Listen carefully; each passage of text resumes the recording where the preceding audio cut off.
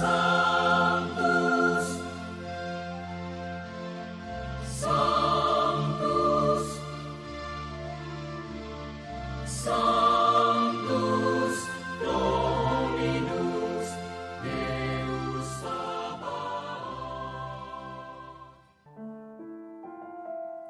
Salam jumpa kembali saudara-saudariku yang terkasih dalam Tuhan kita Yesus Kristus. Salam sejahtera untuk kita semua. Berkat Allah yang Maha Kuasa senantiasa menyertai kita.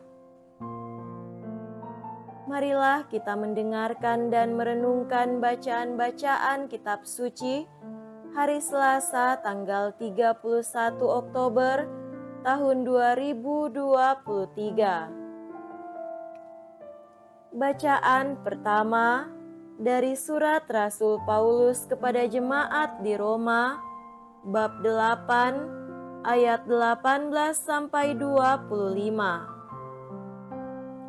Saudara-saudara, aku yakin penderitaan zaman sekarang ini tidak dapat dibandingkan dengan kemuliaan yang akan dinyatakan kepada kita. Sebab dengan amat rindu, seluruh makhluk menantikan saat anak-anak Allah dinyatakan. Karena seluruh makhluk telah ditaklukkan kepada kesia-siaan, bukan karena kehendaknya sendiri, melainkan oleh kehendak Dia yang telah menaklukkannya. Tetapi penaklukan ini dalam pengharapan, sebab makhluk itu sendiri juga akan dimerdekakan dari perbudakan kebinasaan dan masuk ke dalam kemerdekaan mulia anak-anak Allah. Kita tahu sampai sekarang ini seluruh makhluk mengeluh dan merasa sakit bersalin. Dan bukan hanya makhluk-makhluk itu saja, kita yang telah menerima Roh Kudus sebagai kurnia sulung dari Allah, kita pun mengeluh dalam hati sambil menantikan pengangkatan sebagai anak, yaitu pembebasan tubuh kita. Sebab kita diselamatkan dalam pengharapan. Tetapi pengharapan yang dilihat bukan lagi pengharapan. Sebab bagaimana orang masih mengharapkan apa yang sudah dilihatnya? Tetapi kalau kita mengharapkan apa yang tidak kita lihat, maka kita akan menantikannya dengan tekun. Demikianlah sabda Tuhan. Syukur kepada Allah.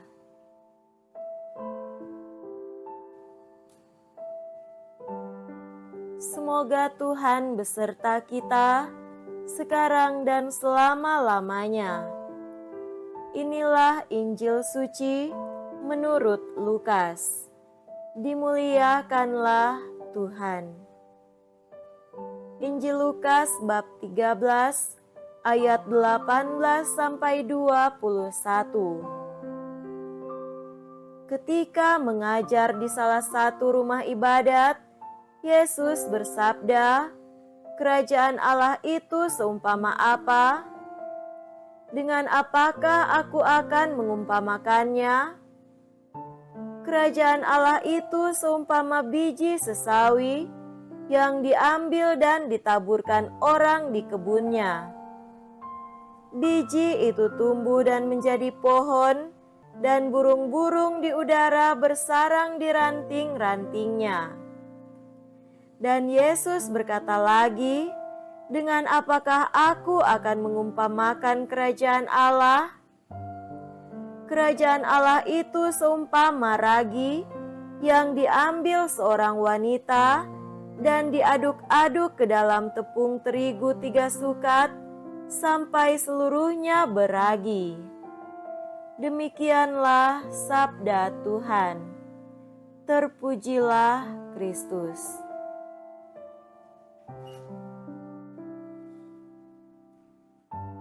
Saudara-saudariku yang terkasih dalam Tuhan kita Yesus Kristus, Tema renungan kita pada hari ini adalah beriman secara istimewa.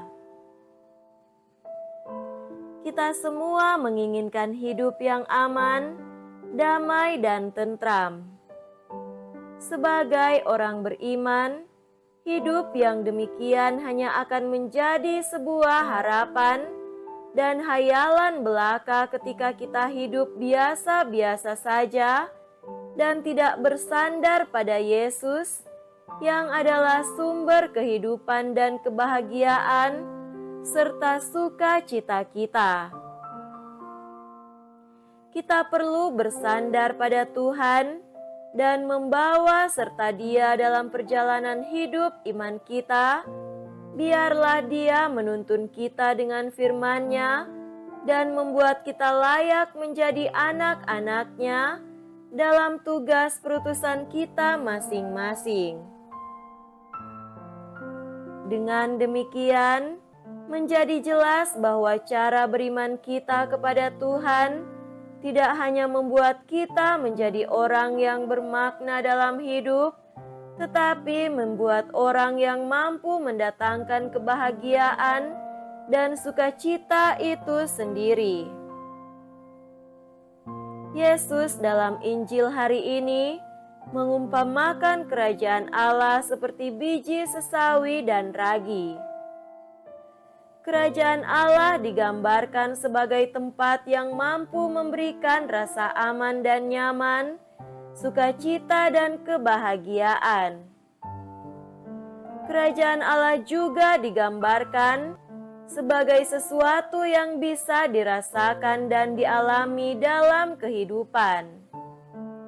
Hal itu berarti kerajaan Allah bukanlah sesuatu yang dipikirkan atau angan-angan belaka, tetapi sesuatu yang hidup, tumbuh dan berkembang, serta mendatangkan sukacita atau kebahagiaan. Kerajaan Allah itu akan tercipta ketika iman kita akan Tuhan pun ikut tumbuh, berkembang dan berbuah. Iman adalah anugerah istimewa dari Tuhan untuk kita, maka kita pun patut untuk menjaga, merawat dengan cara yang istimewa. Saudara-saudari yang terkasih, kita diharapkan bisa menjadi seperti biji sesawi yang tumbuh dan berkembang dalam iman.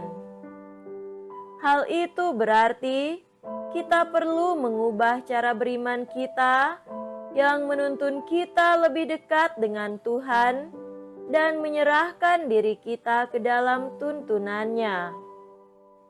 Dengan demikian, kita pun harus mampu menghidupi iman kita secara baik dan benar, agar kita dapat menjadi tempat yang aman bagi banyak orang, terutama bagi keluarga.